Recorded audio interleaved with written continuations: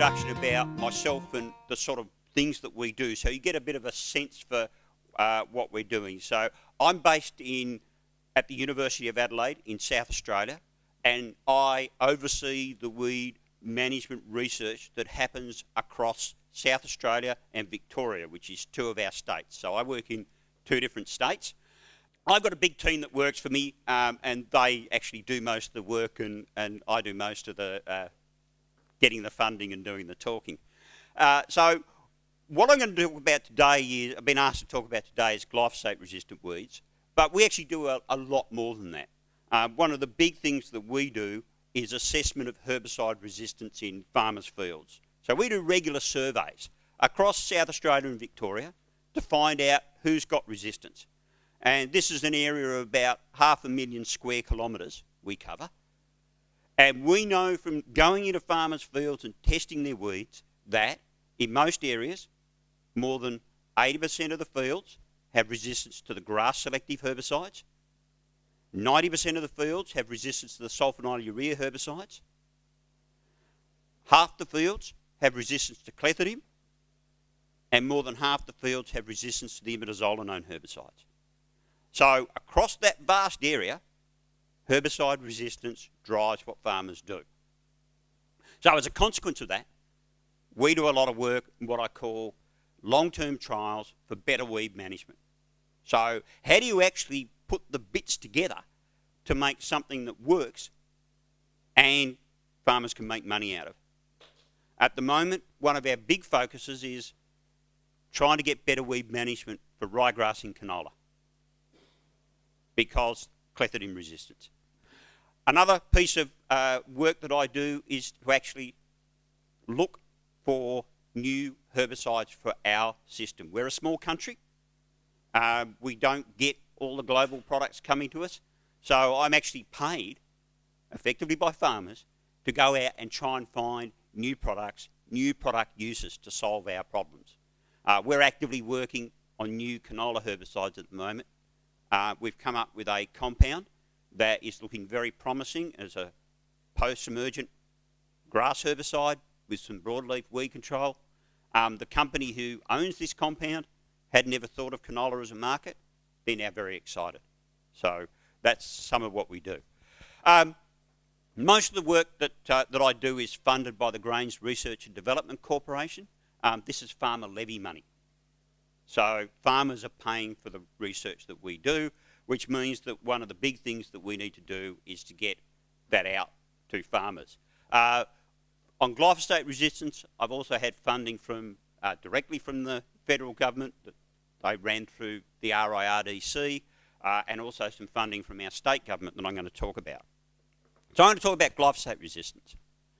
And these are the sort of issues that we're facing in Australia. So these are the weeds, the grass weeds that we have glyphosate resistance in at the moment. So we'll start with that first one, Lolium, that's ryegrass. You all have ryegrass, I've seen it around. We've got a lot of glyphosate resistance in Lolium.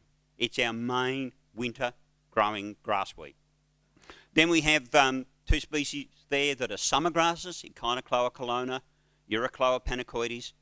They are weeds of our summer fallow system, where we're controlling weeds in the summertime, and they've had glyphosate resistance, mainly in our northern cropping areas. Then we have Chloris truncata. It's a perennial species and an Australian native, and it's got glyphosate resistance. Then we've got two brome species. Again, winter weeds in our winter growing system that have become resistant to glyphosate. So we have a range of grass weeds with glyphosate resistance that are causing us issues. On the broadleaf weeds, we have coniza. I'm sure many of you will be familiar with coniza. It's a summer growing weed, problem in our summer fallow system. Biggest issue about resistance is that it's got wind-borne seed. So you end up with resistance in one locality, it quickly blows into another locality. The next weed across, Sonchus oleracea, again a weed of our summer fallow system, an Asteraceae, wind-borne seed. Lactuca cereola, another weed, same system, different area, windborne seed. So we've got this series of weed species that are resistant to glyphosate that move. And then we've got raffinistrum, we call it wild radish. Wild radish is the most important weed of the northern wheat belt in Western Australia. Farmers there have so much resistant problems. They've got about 2 chemicals left, and they're spending about $100 per hectare per year to control wild radish. And now we have glyphosate resistance. So that's going to be quite a big problem for us. So they're the weeds we've got.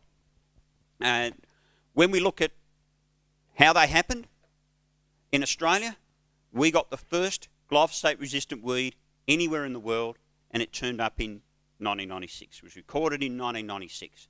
So we've been dealing with this for almost 20 years. I've been working on glyphosate resistance for almost 20 years, and as you'll see, it's only getting worse. So I haven't been very successful. But what I hope to actually get across to you is that our farmers have become much more comfortable about managing some of these issues. And that's really the take-home message for you, that these things can be managed. It just takes a change in attitude. Ryegrass is our biggest issue. Those numbers there are the numbers of confirmed resistant populations. So they've been tested. We've done a lot of testing. And for ryegrass, it's almost 600 sites across the country. For some of the other weeds, they came along a bit later. And then we've had a big rush in the last couple of years of new weed species that have turned up glyphosate resistance. Our farmers are still using a lot of glyphosate. It is still the most widely used herbicide.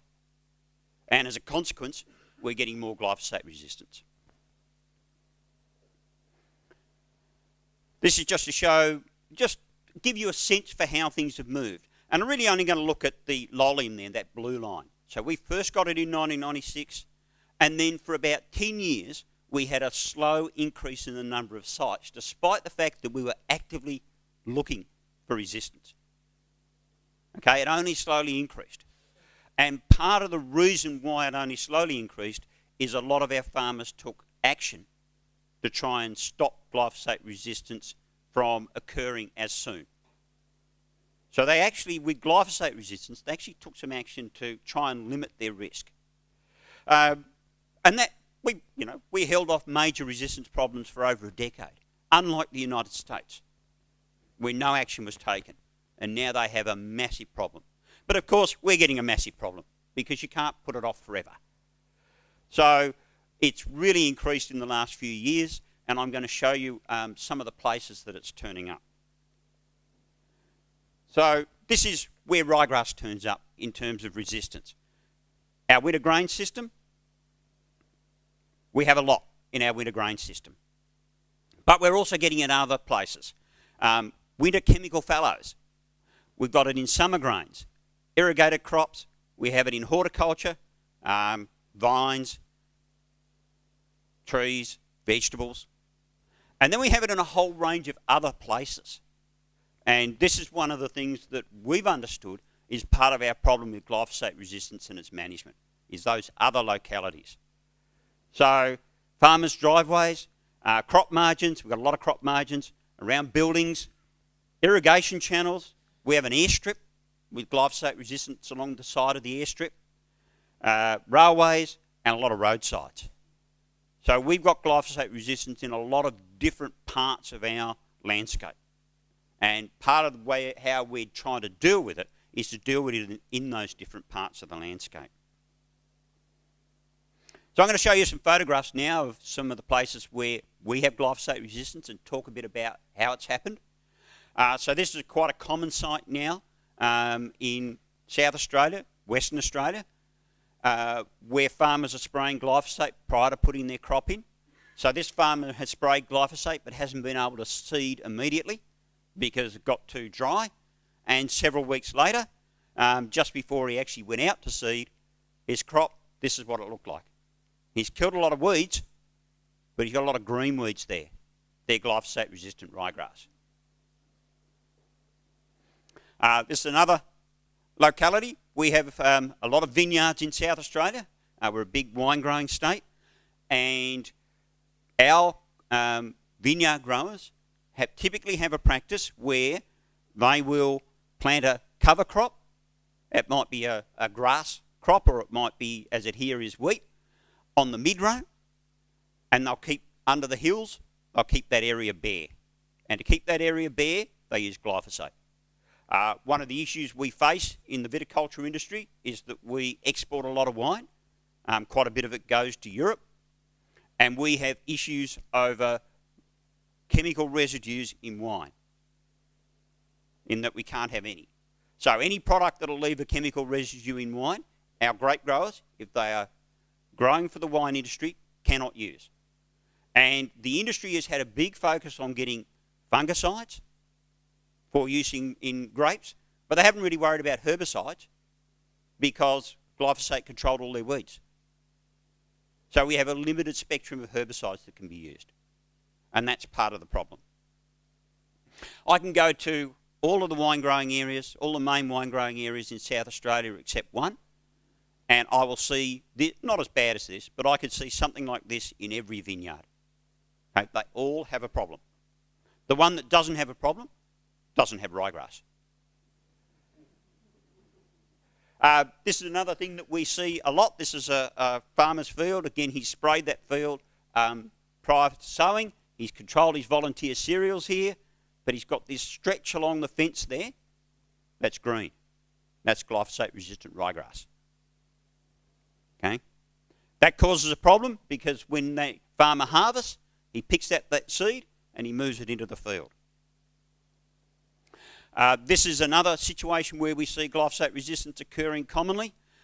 This is actually a very large cotton field. It's had wheat in it in the past, but it's going to go into cotton. It has a 6-kilometre linear irrigator in it. And we have some big fields. And this farmer has 400 hectares in that field of glyphosate-resistant ryegrass. Now, he didn't know it was there because he bought the field the year before. And obviously the person who he bought it from hadn't been controlling it. So all of our cotton in Australia, virtually all of our cotton is Roundup-ready cotton. This farmer was going to sow Roundup-ready cotton. And part of what was happening in this field is that over here they were running some trials to see what they could use to kill this ryegrass, because you couldn't leave it there if you're going to try and grow cotton. So fallows are a particular problem for us. This is another situation we see from time to time. This is the track up to a farm from the main road. This farmer has a rice field here and a rice field over there. And the bit in between, I know he sprays with glyphosate. And I know that he sprays that with glyphosate because all he's got there is glyphosate-resistant ryegrass. There's nothing else growing in that area. And, you know, that could cause a potential problem. This is nearby, same area but nearby. So we've got another rice field here. It's an irrigation channel. And one of the other troublesome places we have is irrigation. We have a limited number of herbicides we can use around water. So glyphosate tends to be the preferred product. That's glyphosate-resistant ryegrass running up that side, running down this side. Part of the problem we have with irrigation is that our grass weeds that have got glyphosate resistance, the seed floats. So this ryegrass seed will fall off the plants into the water. It'll go downstream, and the downstream farmers, when they pump the water out, will pump out glyphosate-resistant ryegrass onto their fields. So this, again, is a problem area for us. And this is the last of the photographs I'm going to show you for the time being. This is the main road north of Adelaide in South Australia, so the main highway. It carries a lot of traffic, and the state government is responsible for managing vegetation on this highway from the seal of the tarmac to 1 metre on the other side of those marker posts. Now, being a state government and having a range of issues to deal with, including the fact that there are trees along the highway, that it crosses waterways, and occupational health and safety issues, means that they've got a limited range of products that they can ask to be used by contractors. They actually have 3 or 4 products that they say contractors can use. One they're only allowed to use once every 3 years. But the contractors go for the cheap one. They all spray glyphosate. That green material there has been sprayed with glyphosate. That's glyphosate-resistant ryegrass.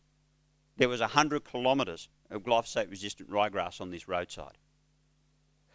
And one of the things you want to notice about that photograph is on the other side of the fence, we've got a farmer's field. What do you think that farmer's spraying? He's spraying glyphosate. Okay? So one of the difficulties we get into is you start talking to the state government and saying, well, you've got a glyphosate resistance problem. Oh, that's caused by the farmers. And you talk to the farmers and they say, can you get onto the government and councils and get them to change what they're doing on the roadsides because they're causing us a problem? Okay? That material will move from one locality to the other. So it's no good talking to one group. You actually have to talk to both groups and get both of them to come along and take some management. So we take a whole of landscape approach to our glyphosate resistance management. We need to be talking to everybody who's using glyphosate in that situation. So looking at those photographs, I hope you get a sense of why we're getting glyphosate resistant weeds. Okay, and what you can understand from that. So firstly, it's because of the intensive use of glyphosate. And by that I don't necessarily mean they're using really high rates of glyphosate, but they're using glyphosate all the time.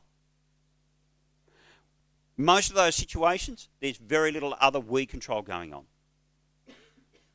Either because they can't, as in the irrigation channels, or because they won't use other techniques, such as on the roadsides. So those are 2 of the factors. And the third one you'll notice about many of those situations, there's no competition. There's nothing growing there.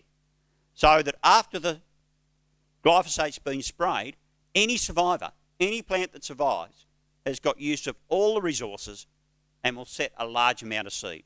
And you quickly get this big glyphosate resistance problem occurring in those areas. And we've been particularly conscious in our farming system of trying to manage those non-cropped areas because of the risk they present to the cropped areas. So those are the 3 ways you get glyphosate resistance. So if you, in your farming system, are using a lot of glyphosate and you look at it and you're not doing very much else, I can guarantee you're going to get glyphosate resistant weeds. It's inevitable. So the big question is, well, what are we going to do about that?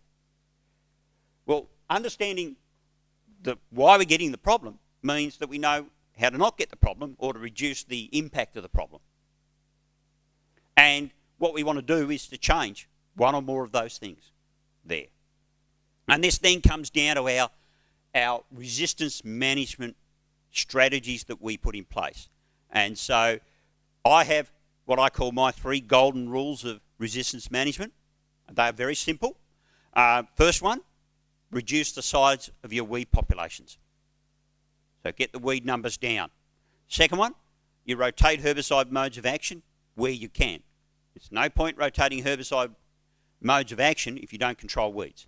So where you've got the ability to do that, you do that as often as you can. And the third one is you must stop seed set. Because it's seed set that causes your populations to A, become resistant quicker, and secondly, to become into big populations. Okay? So they're our 3 golden rules. They're the 3 things that we try to get growers to do. They're the 3 things that when we run our better weed management long-term trials that we put in place. So that's what we're trying to do, and I'm going to talk a little bit about how we do some of those things. So the first one is that, alternative herbicides. This is the easy one. You have a resistance problem, what do? What other herbicide works?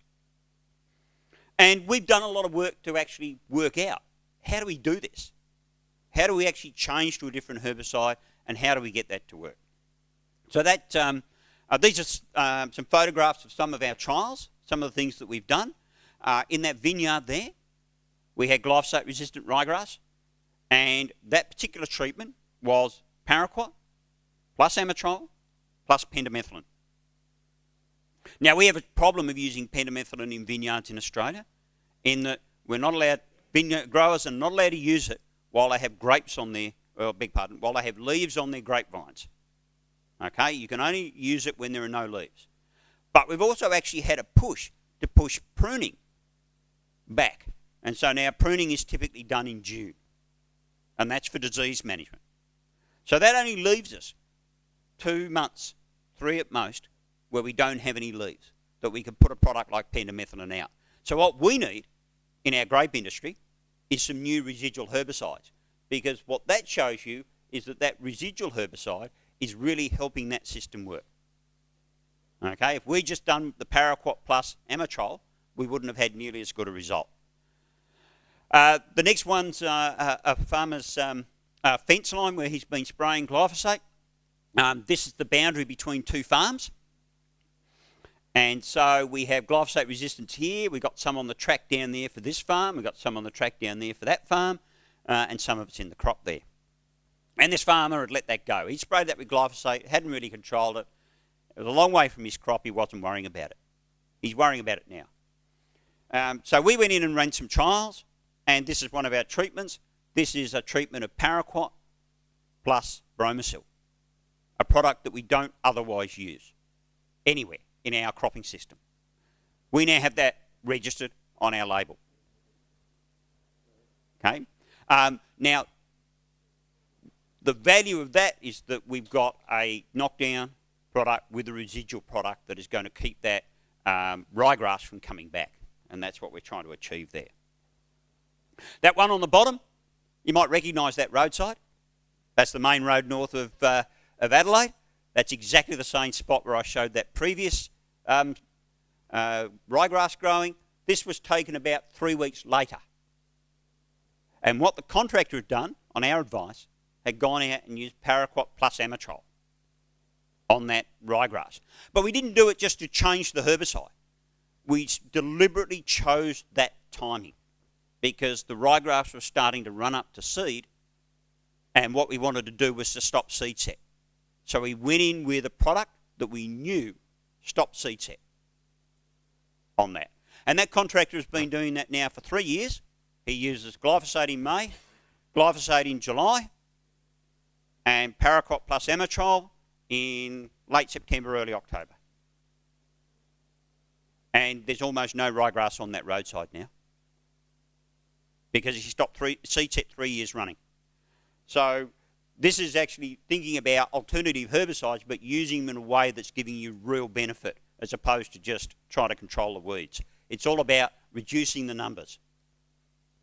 So they're one of the things. Alternative practices. We've got a range of alternative practices that growers use. This is one of the big things in South Australia and Victoria. Hay. Crops deliberately grown to be cut for hay so that they can control ryegrass seed set. That's what it's all about. Of course, you have to have a market for hay to do that. Okay, if you don't have a market for hay, there's no point. There's no point in getting involved in that. Competition. We've done a lot of work with crop competition. We know that it works to help us manage ryegrass. Cultivation. We still have a little bit of cultivation that goes on in Australia. It can be used to control weeds. More often it's used in that summer fallow period. We try to discourage cultivation because of the issues we have with our soil. It's very fragile. It tends to erode. We'll get a lot of wind erosion if you cultivate. But we don't say don't ever use it. We just try and discourage it. It does have its place. You can mow. We try to encourage our state government to adopt mowing as part of their weed control on the roadsides they're managing. Of course, that main road north of Adelaide, they refuse to countenance mowing because slow-moving mowers on a highway carrying a lot of traffic are a risk. They're a safety risk, both to drivers and the mower. So they'd much rather have faster-moving sprayers. But they are taking up mowing on some of the minor roads that they're managing. Okay, so we're changing the practice. And then we have seed set control. So this is where things really start to make a big difference in our system. So some of the practices we have is crop topping. This is a pea crop, field pea crop, and that will have a treatment late in the season when the ryegrass is flowering to stop ryegrass seed set. The crop may not be fully mature at that period, but the farmers will spray it anyway. They've got a choice of 2 non-selective herbicides that they can use. We try to encourage them to use paraquat because we're using glyphosate so much elsewhere in our system. And indeed, we have just got a registration for the use of glyphosate for crop topping in canola. So we want them to use glyphosate for crop topping in canola, paraquat for crop topping in the pulse phase, so they're rotating their modes of action. That's been, where you've got pulses, that's been a very valuable tool. We can burn stubble, but we find that that's actually not too good for weed management because lots of it doesn't burn. So you get a much reduced reduction in weed seed numbers. But we do this, burning windrows. So as the material comes out of the harvester, you funnel it into a 0.5 metre wide windrow. It can't be wider than 0.5 metres. And then you burn it. And you kill that weed seed. If you burn it down to the ground, you kill that weed seed. So this is a pulse crop. It was probably field peas, going by the lack of crop residue. And you can see that black windrows snaking around the paddock. The farmer has burnt those windrows.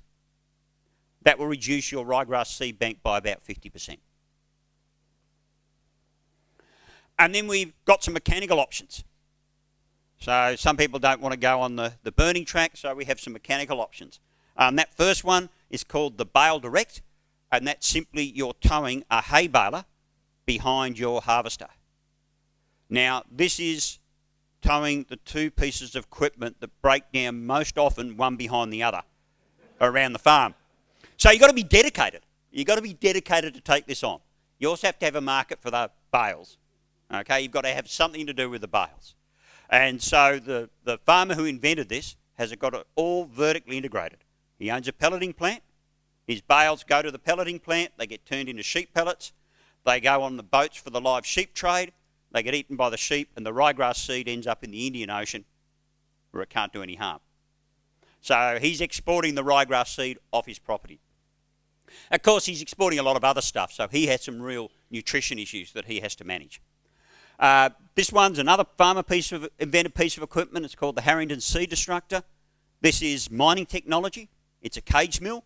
They use cage mills for crushing up coal for power plants. And so this runs at 1,300 revolutions per minute. And the weed seeds in the chaff fraction are fed into it as they come out of the harvester. And if they get hit enough times by the bars that are going round, they won't germinate. Okay. Now, they're now on sale in Australia. You can buy one. They're $250,000 Australian dollars. Okay. This is the most popular one of these bits of equipment. It's called the chaff cart. It works on the same principle as the seed destructor. You take that chaff fraction, but this time you just put it in a cart. And when the cart fills up, you dump it in your field, and you come back later and burn those, or pick them up and feed them to stock in a feedlot. Okay, and that one's the most popular because it's the cheapest of the 3. But they don't suit everybody, because one of the things that you must do with this sort of technology to get it to work is to harvest low. In Western Australia, where these 3 systems were all developed, they call it beer can height. So the height of a beer can. If you harvest higher, you miss your ryegrass because it won't go in the harvester. So you're actually harvesting to get your weed seeds into the harvester. That's what you're intending to do. And of course, if you don't have the right country to do this on, you'll find that there'll be some major issues. So if you've got a lot of rocks, that's going to be a problem because you don't want rocks in your harvester, for example. So none of these systems is the solution. Okay, but what we have our farmers do is adopt one or more of these things that I've shown in the last few slides. They adopt one or more of those practices, and that's how they do it. I'm talking a little bit about some of the other things that we do. There's a practice known as the double knock. And this is deliberately using two herbicides in close proximity, temporarily, so that the second herbicide controls survivors of the first herbicide. So this is typically glyphosate followed by paraquat, but there may be other herbicides in there. Okay, so the idea that you're going to stop those glyphosate-resistant survivors setting seed. Can't do it all the time. Farmers choose to do this depending upon circumstances. Here's some fallow data. This is on a kind of clover, so it comes out of our northern fallow system. Glyphosate, 90% control. So we've got a little bit of glyphosate resistance in there. Not much, but a little bit. Paraquat gave us 99. Paraquat plus diquat, 98. But when we did the double knock, and it didn't matter which options we chose, we got 100%. Okay? So 90% will give us a disaster in our fallow. We want to get to 100%. But we had a problem with that. Because what happens is we get another germination. And so you've got to go out and do it again. And farmers say to me, what, you want us to double knock 2 or 3 times in the summer? It's very expensive. So we looked at options. And one of the options was, well, if we put a residual herbicide in with that double knock, then they wouldn't have to go out as often. And so that's what this is. So this is 50 days after the double knock in this trial. And this is how many plants we've got. 27 plants with the glyphosate followed by paraquat. When we add metolachlor to that second application, we got that down to 1. So a pretty clean fallow. Okay? If we put it in the first application, it wasn't quite as good. So what we've encouraged that is that, all right, residual chemistry has its place, but you put it in the right place. The other thing that farmers here have adopted is a thing called the weed seeker, which is camera technology. It drives around the field and it detects green and sprays it. And what farmers will do is they'll use glyphosate and then they'll come out and control the survivors with their weed seeker. So they only have to spray 10% of the field with an expensive herbicide, and that reduces the cost. And the big farmers who have adopted this have got the cost of their weed seeker technology paid for in 2 years in herbicide savings. Okay? So there's some techniques we do. Competition. This is one that we really like because we know that in our system it really helps with managing a lot of our weed seed set. It can reduce your seed set by 50%. But the thing we like about it with glyphosate resistance management is we know that glyphosate resistance, at least when it starts, has a fitness penalty. And by using competition, we can really exploit that. So we reduce seed set by 50%, but we reduce the glyphosate resistant one's seed set by even more. Okay? So that's the principle about how or about why we're doing that. And the sort of things that how we might apply that are in this field. So this was a farmer's field we were working with. So this is an unreplicated trial. Okay, it was a farmer demonstration. So this farmer had a problem up under that tree line there that went out about 20 metres into his field. Okay, he had high amounts of ryegrass and between 50 and 73% of it was resistant to glyphosate, depending upon where you sample from. So what did he do? Well, we got him to do a few things. One of which was to put increased competition every time he grew a cereal. And the way he did that was he planted his field as normal and he came back and he sowed that area up the fence a second time. That's all he did. And we got him to cut hay. But all he cut was that 20 metres, that first 20 metres. Harvested the rest of the field. And we had him crop top when he used faba beans. So he had a mix of practices, competition and other practices involved. And he still used glyphosate. Okay, he still used glyphosate 2 out of those 3 years. And what happened? Reduced the amount of glyphosate resistance he had and reduced his weed numbers. So much so, in the last year we were working there, he came to see us as we were collecting our data and said, "Chris, what are you doing here?" And I said, "Well, it's our glyphosate resistant trial, have you forgotten?" And he goes, "Oh, glyphosate resistance." He said, "Oh, no, I'm not worried about that anymore." He says, "I've got clethodim resistance on the other side of the field. Can you work on that?" He became comfortable about how he was managing his glyphosate resistance problem.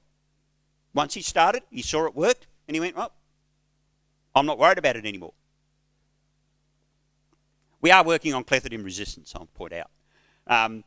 So the other thing that we've done in Australia, and nowhere else in the world has done this, is to really try and address the issues around glyphosate resistance and the communication of those issues to all users of glyphosate.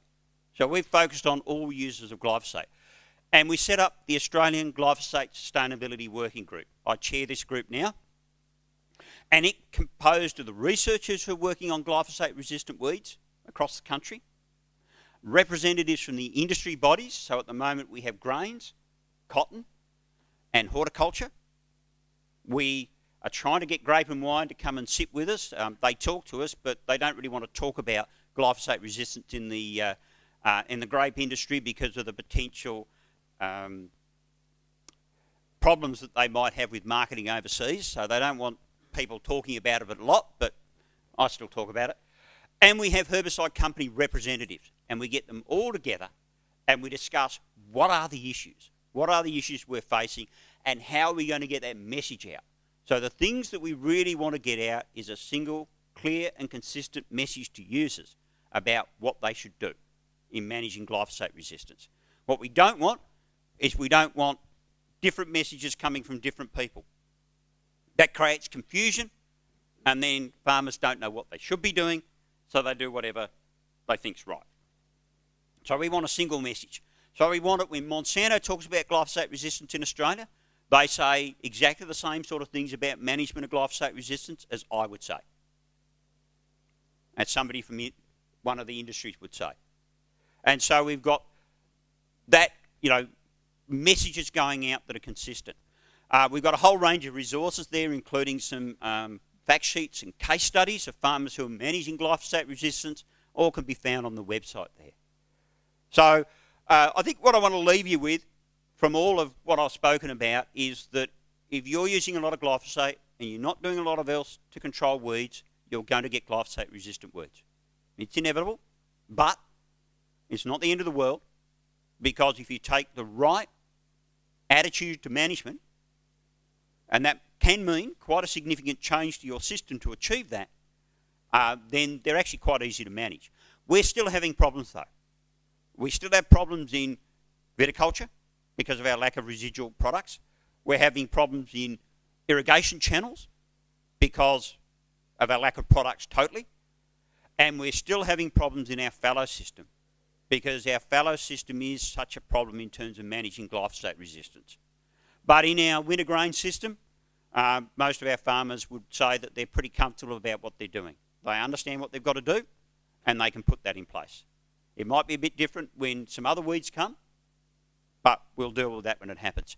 So that's all I wanted to share with you. As I say, I'm happy to take questions later when we have the discussion about this, or indeed about any of the other things that I told you at the beginning I worked on. So if you really want to talk about canola weed management, I'm happy to talk canola weed management.